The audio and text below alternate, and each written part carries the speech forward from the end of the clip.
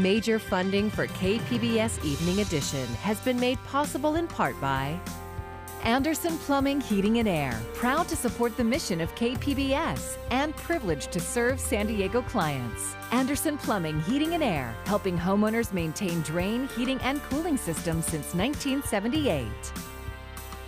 And by the Conrad Prebys Foundation, Darlene Marco Shiley, and by the following.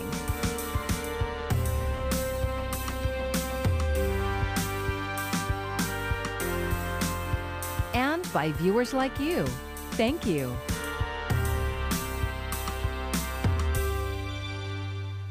Good evening. It's Thursday, July 29th. Thank you for joining us. I'm Maya Trabulsi, and we begin tonight with a major announcement coming from the San Diego County Sheriff's Department.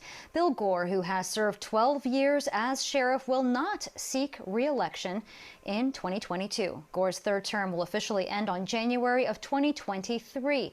Today, he informed his 4,600 employees, and here is a portion of his statement. I quote, "Being your sheriff is one of the most rewarding experiences of my law enforcement career, rewarding primarily because of the extraordinary men and women in the department who work tirelessly every day to keep San Diego the safest urban county in the nation." And that's the end of the quote. Again, Sheriff Gore announcing he will not seek re-election. Emotional moments today as family members of 8 Marines killed in a military exercise off San Clemente Island spoke about a lawsuit they are now filing. As KPBS North County reporter Tanya Thorne shows us, their pain is as raw as it was when that incident happened 1 year ago tomorrow. He was my only son. He was my only child.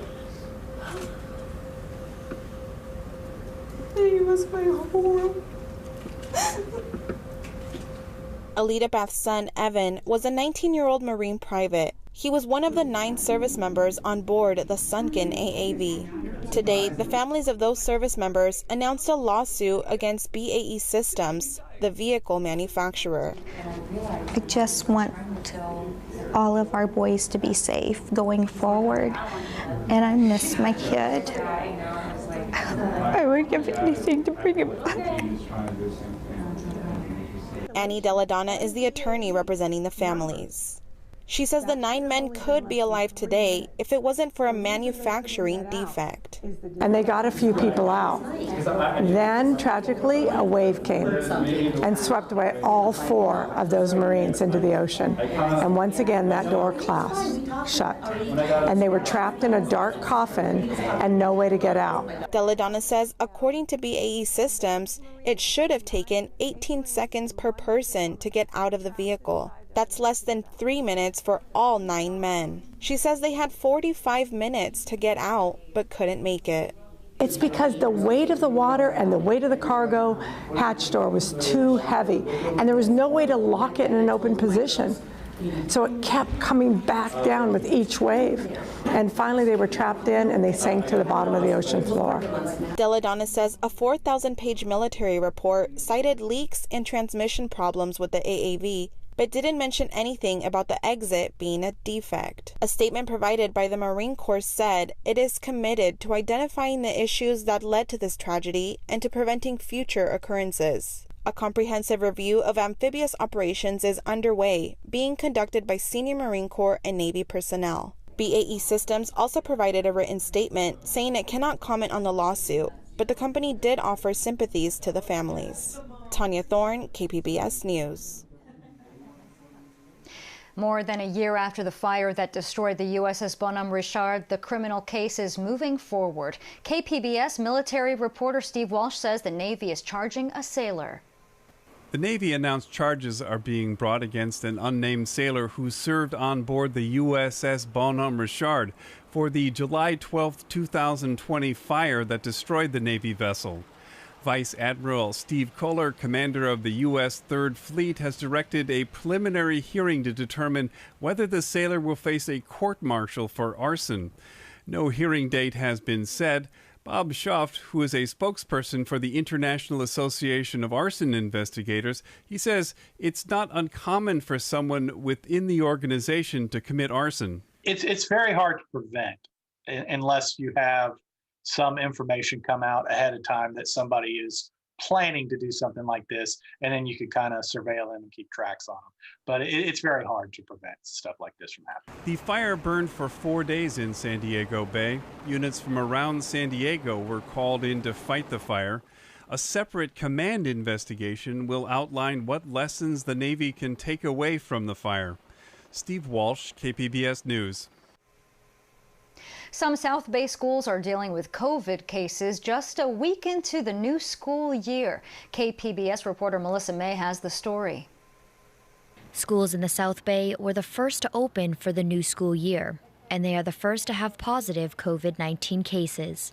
You've got full classrooms with no physical distancing, so kids are in close contact. Bob Mueller is the Assistant Incident Commander for COVID-19 response for San Diego County Office of Education. He said after a positive COVID-19 test has been reported, notification is sent out to the host school or to those who came in close contact with the infected individual. The idea of those notifications is just to raise awareness, to monitor for symptoms, and to reaffirm that good prevention behavior is necessary. The next step is contact tracing, which is complicated in middle and high schools because students move between classes all day and are involved in after-school activities. So they have to go back and identify anyone who's been within 6 feet for more than 15 minutes in a 24-hour period of that person. Mueller says schools have some options for students who've been exposed to someone with COVID-19. They include regular testing and home quarantine. If a student chooses to quarantine at home, school districts and charter schools are required to provide an independent study option. Mueller emphasized the importance of vaccination for children over 12 years old. Getting their child vaccinated could keep them in school, could keep them from missing sports competitions and practices, could keep them from missing performances if they're in the performing arts. Melissa May, KPBS News. Vaccinated or unvaccinated, effective immediately, the city of Chula Vista is asking people to wear masks in city buildings and facilities. The city is following recent CDC guidance as well as similar action recently taken by the County of San Diego to recommend masks for all people in indoor public settings. As part of a statement, the city says, with research showing that the Delta variant is much more transmissible, it is important we adjust behaviors and routines to support current public health guidelines. Signs will be posted in City Hall and other city buildings as a reminder. President Joe Biden is taking a harder line in the fight against COVID-19. He's ordering federal workers and some contractors to get vaccinated or be subject to weekly testing, physical distancing, and travel restrictions. Last month, a study showed that over 99% of COVID-19 deaths have been among the unvaccinated. 99%. This is an American tragedy. People are dying and will die who don't have to die. The president hopes the guidelines will set an example for private employers around the country. He's also calling on states to use federal relief funds to offer $100 to anyone who gets fully vaccinated. There are some promising signs as the latest CDC data shows a 35% increase over last week in vaccinations.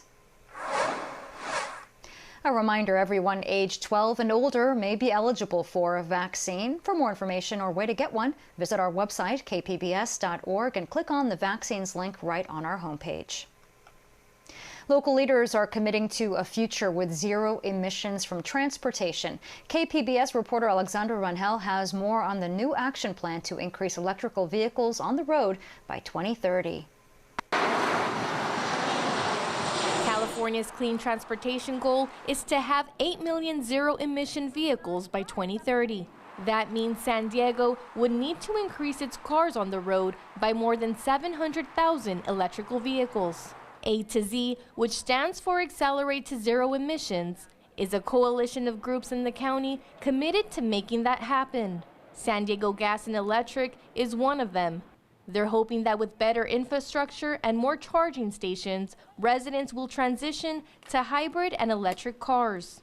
Decarbonizing transportation is an element in climate action plans at all levels of government. Estela Maria de Llanos with SDG&E says the city's transportation pollution is of great concern. Today, transportation-related pollution makes up about 40% of the greenhouse gas emissions in the state, and it's even worse in San Diego. Approximately 55% of our greenhouse gas emissions come from the transportation sector. Mayor Todd Gloria is working to reach zero emissions by 2035.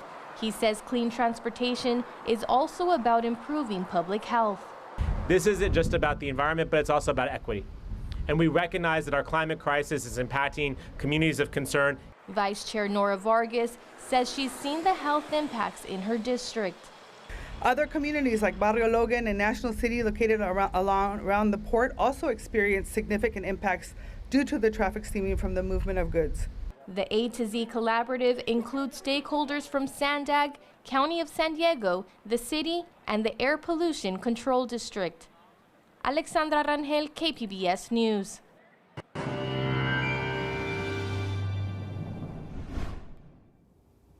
Our story trending to more of the same. Over the next few days, mild, dry weather continue much as we've seen just over the past couple of hours. So that's going to be basically holding for the rest of the week. I know a lot of people have been talking about monsoonal moisture. Well, one thing that's going to be a little bit different is I think those mountain rain showers that we have seen off and on over the past few weeks, they become a little less likely over the next few days. So we are going to tend towards a slightly drier pattern here across the region. Notice not a whole lot happening out there tonight, just a few clouds and temperatures falling into the 60s, 68 for San Diego. And as you look towards Escondido, 62 for that low. Mount Laguna coming in at 67. Venturing through time, futurecast going again, some of those stray clouds, but all that spotty shower activity, that's well off to our east towards the Arizona border. So we are not going to be talking about much potential for rainfall out there. Your Friday forecast doesn't change that. We do have monsoonal moisture, but it's going to be aimed more into the Salt Lake City area or parts of Utah. I think that's where we'll see the best potential for rainfall. The rest of us kind of caught under an upper level high pressure system that's pushing its way off towards the west over the Pacific, and that's going to keep some more suppression of rainfall. So again, limited in the way of showers and thunderstorms in our area, and unlikely to see any as we head through tomorrow. San Diego 77 for that high. Chula Vista coming in at the same number. Same thing for Oceanside. As you work your way off towards the east, Borrego Springs 103. Forecasted high. A couple clouds out there still building in, but again, not able to squeeze out the rainfall. Drenching thunderstorms all staying off towards the east this weekend, so our story again remains dry. The coast hanging out into the 70s or lower 80s as we head into the weekend. Again, pretty peaceful, quiet with just sun and clouds. Inland locations cruising to the upper 80s or lower 90s through the afternoons and looking okay. Not much changing as we venture into Monday or Tuesday either.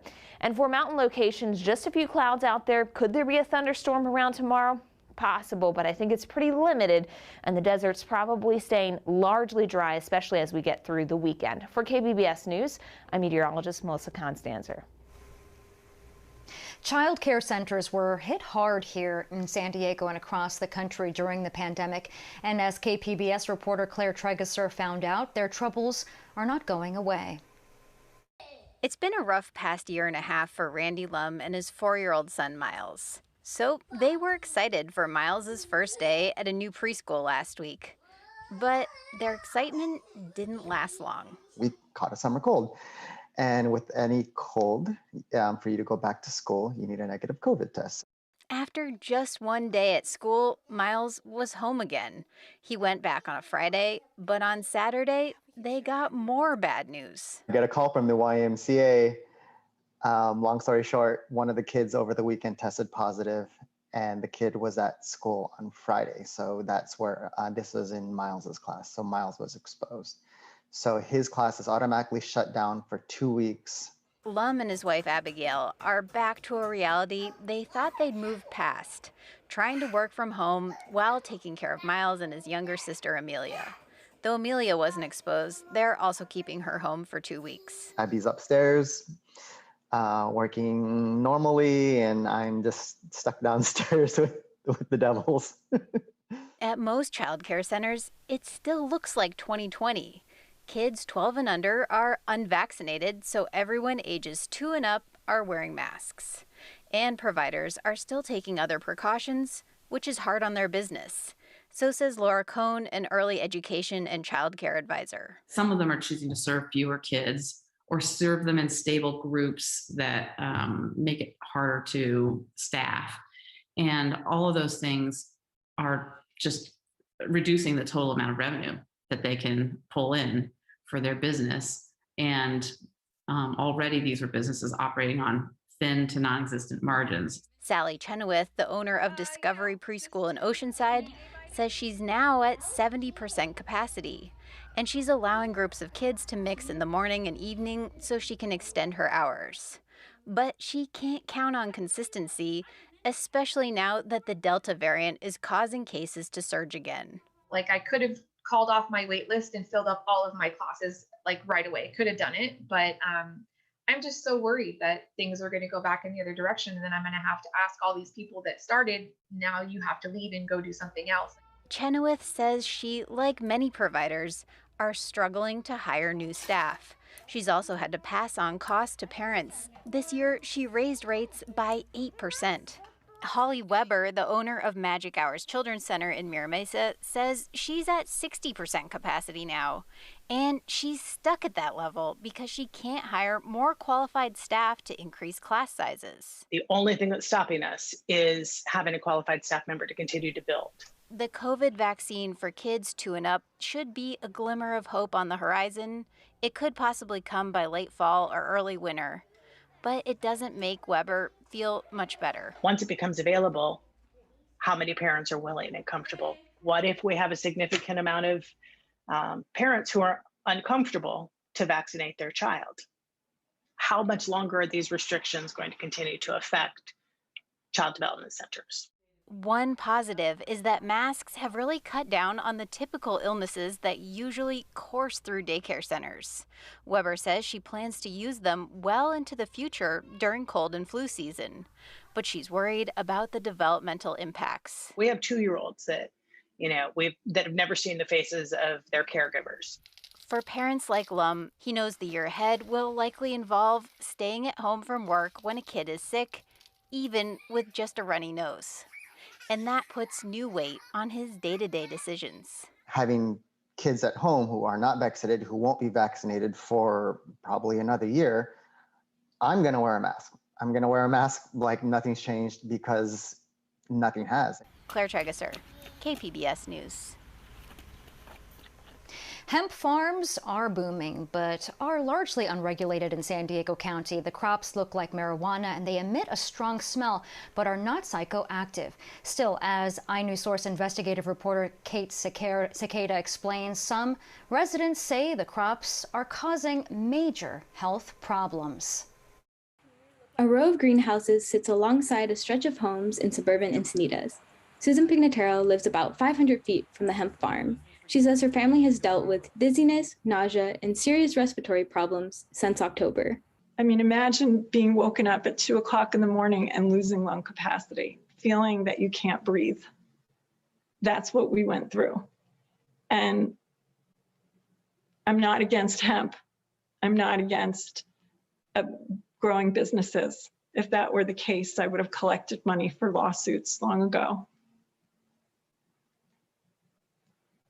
We just want to be able to breathe clean air. She says for months, neighbors have begged city and county officials for help, only to have both say it's the other's problem.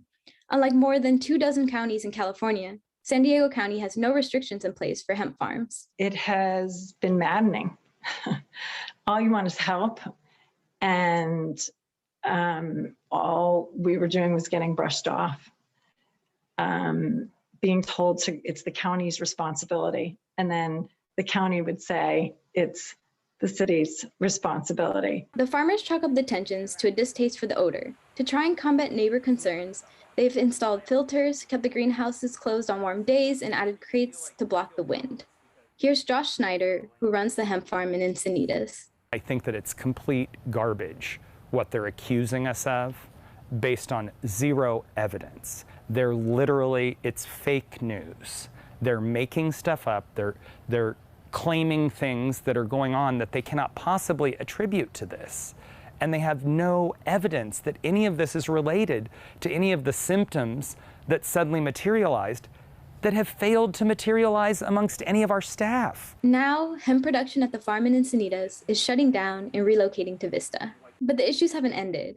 Following pressure from neighbors, the state and federal EPA are sampling the neighborhood, and the county is investigating the farm for pesticide exposure.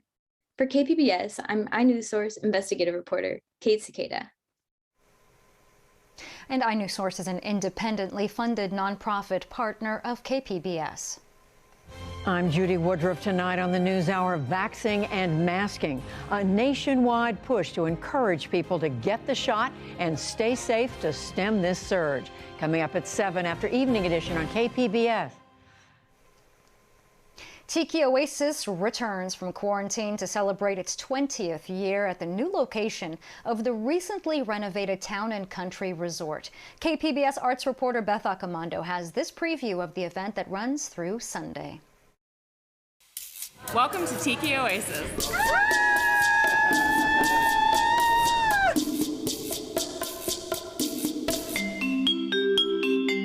The idea of Tiki at its roots was the idea of adventure and beach combing, and so very comfortable, light clothing in general. It's just a bunch of just crazy, kooky, mid-century, fun, tropical, fake tropical, Polynesian wackiness, and it's just a blast. But there's one thing Tiki Oasis is not, and that's about the real world. It's about fashion, cocktails, kitschy fun, and most of all, escape.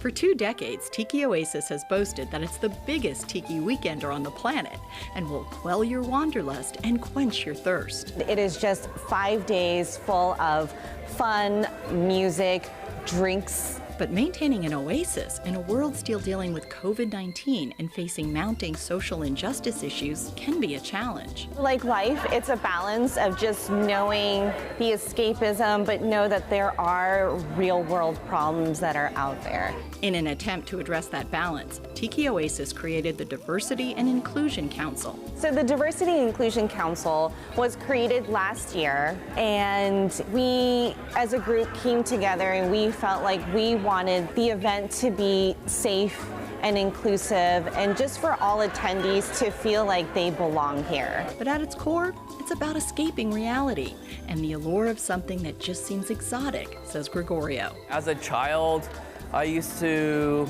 see the bars that were hidden within Chinese restaurants. They're always dark but ominous. They had colored lighting and tropical plants, some of them real, some of them fake. But as a child at about 7 years old, I noticed these cool little tiki mugs that they were drinking out of. And I, as a child, was so fascinated with that. And that's really where it started for me. Artist Jim Moore has been attending Tiki Oasis for years, but decided this year to finally come as a vendor. This is some ceramic monster art that I make. This one is a lamp, for example. It's all based on existing movie monsters for the most part. The Tiki Oasis Marketplace, where Moore will be selling his art, is open to the public through Sunday. Also free to the public is the art show. The main event, which is being held for the first time at the renovated Town and Country Resort, has been sold out for weeks. But you can still get tickets for events on Sunday featuring local bands. And tonight, the Miss Tiki Oasis competition ushers in a new era. The reigning Miss Tiki says it's now no longer limited to just women. Who will win? Will it be a man? Will it be a woman? We will see. This is going to be super exciting because we just don't know. For KPBS News, I'm Beth Accomando at Tiki Oasis. And with venues opening up, San Diego is bursting with music from local artists this summer. We're kicking off the return of the KPBS Summer Music Series with Jelani Rea. His new album, I've Got Some Living to Do, comes out tomorrow, and we have a preview. Let's take a listen. Fall for every woman on my set. I tend to play out what we'd be like in a set. These words don't like to live. I just want people to connect with the music, and I want them to feel something. That's really like my main goal at the end of the day. I feel like just after listening to my music, having a better sense of what you're going through, or just, I don't know, a better sense of self at the end of the day. probably why I tend to space and carry this barren look on my face. Hey, Dad, I don't wanna play cause it makes me hard. So the title of my new album is called I've Got Some Living to Do. And it kind of it came to me when I was driving back from Los Angeles to SD, and I was thinking about the next album, Let Us Have Our Time. And I was like, what do I want to say with that album? And I was like, I've got some living to do. And so when I came up with that kind of sentiment, I was like, the title feels right. And it almost feels like you're just young, 21 years old, and figuring out how to like live and navigate life. And I'd say like physically, mentally, emotionally, spiritually, it's kind of where I've been at since 2019 to early 2021. And I'd say a lot of my inspirations are just a lot of indie rock, a lot of folk rock, a lot of psych rock, and then some ambient and electronic things there. In your stereo loud, flaunting your taste, blazing the space around you with love, light, and marigold sounds.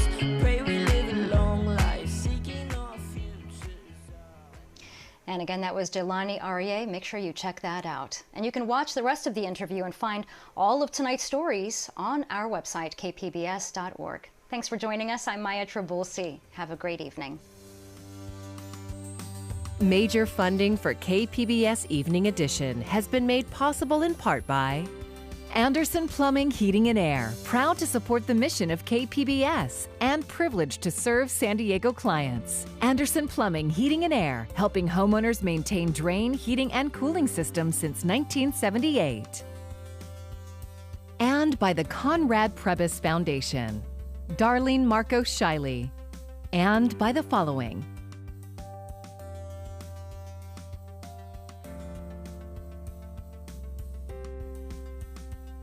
and by viewers like you. Thank you.